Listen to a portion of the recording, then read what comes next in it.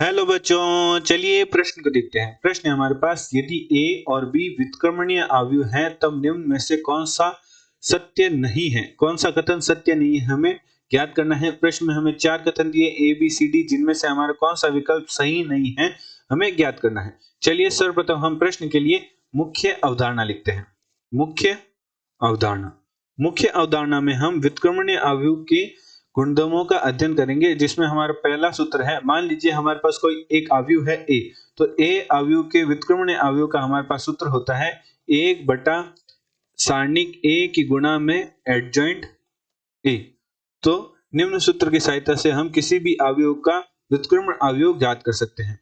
एवं हमारे पास एक सूत्र और होता है कि यदि हमें ए गुणा बी दो अवयव दे रखे हैं का हमें व्युत्क्रमण अवयव निकालना है, तो इसका मान बराबर होता है बी के व्युत्क्रमण अवयव गुणा ए के व्युत्क्रमणीय अवयव के।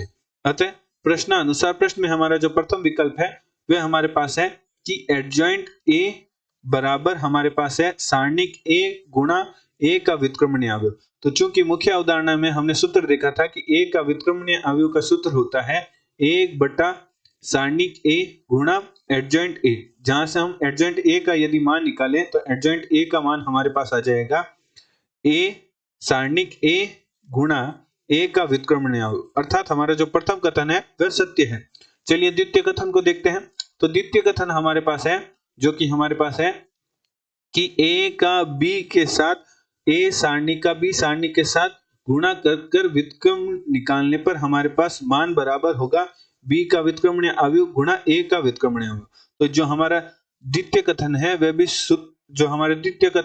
सत्य कथन है, क्योंकि हमने मुख्य अवधारणा में देखा था व्युत्क्रमणीय अवयव की एक हमारे पास गुणधर्म होता है जो कि कुछ इस प्रकार होता है कि यदि दो अवयव दे रखे हैं सी और डी का, हमें उनकी गुणा का व्युत्क्रमणीय अवयव निकालना है, तो वह बराबर होता है डी का व्युत्क्रमणीय अवयव गुणा सी का व्युत्क्रमणीय अवयव। तो निम्न सूत्र की सहायता से हम कह सकते हैं कि हमारा जो द्वितीय कथन है वह भी सत्य कथन है।